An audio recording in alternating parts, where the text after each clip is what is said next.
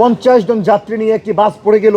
এই সরকার তাদের জীবনের মূল্যকে 25,000 টাকায় কেনাবেচা করতে চায়। তো আপনারা যদি কোনোভাবে পরিবহন ব্যবস্থার উন্নয়ন করতে না পারেন, আমরা কিন্তু পরিবহন ব্যবস্থার দ্রুত উন্নয়নের লক্ষ্যে আমরা আন্দোলনের দিকে যেতে বাধ্য হব। এই ঈদকে কেন্দ্র করে পরিবহন ব্যবস্থার যে অধপতন, যে অব্যবস্থাপনা, সড়ক, রেলপথ, পানিপথ প্রত্যেকটি জায়গায় দুর্ঘটনা ঘটছে। দৌলদিয়ায় 50 জন যাত্রী নিয়ে একটি বাস পড়ে গেল। 10 জন ছাড়া কেউ উঠতে পারলো না, সবাই মৃত্যুবরণ করলো, কিন্তু এই সরকার একটি বিবৃতিও দিতে পারলো না। এই সরকার শোক প্রকাশ করতে পারলো না। এই সরকার তাদের জীবনের মূল্যকে 25,000 টাকায় কেনাবেচা করতে চায়। 25 কোটি টাকা দিয়েও তো একটা মানুষের জীবন ফেরাতে পারবেন না।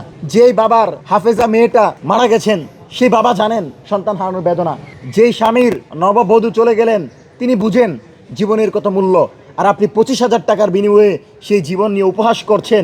এই ধরনের কাজ করবেন না। জনগণের কাতারে সামিল হন, জনগণের চাওয়া পূরণ করেন। এবং যারা এই দৌলদিয়ার ঘটনায় যারা শহীদ হয়েছেন, যারা আহত হয়েছেন, এদের প্রত্যেকটি পরিবারের দায়িত্ব সরকারকে নিতে হবে। কারণ আমরা দেখেছি, আমরা দীর্ঘদিন যাবৎ সড়ক পরিবহন এবং পরিবহন ব্যবস্থার নিরাপদ আন্দোলন চলে আসছে।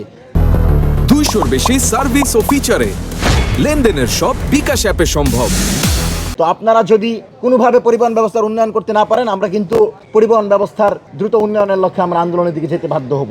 সরকারকে সহযোগিতা করছি, কিন্তু কোনোভাবে আমার জনগণের রায়ের বিপরীতে গিয়ে জনগণের নিরাপত্তাকে উপেক্ষা করে আপনি আপনার মতো করে দেশ চালাবেন, সেই সুযোগ দেওয়া হবে না।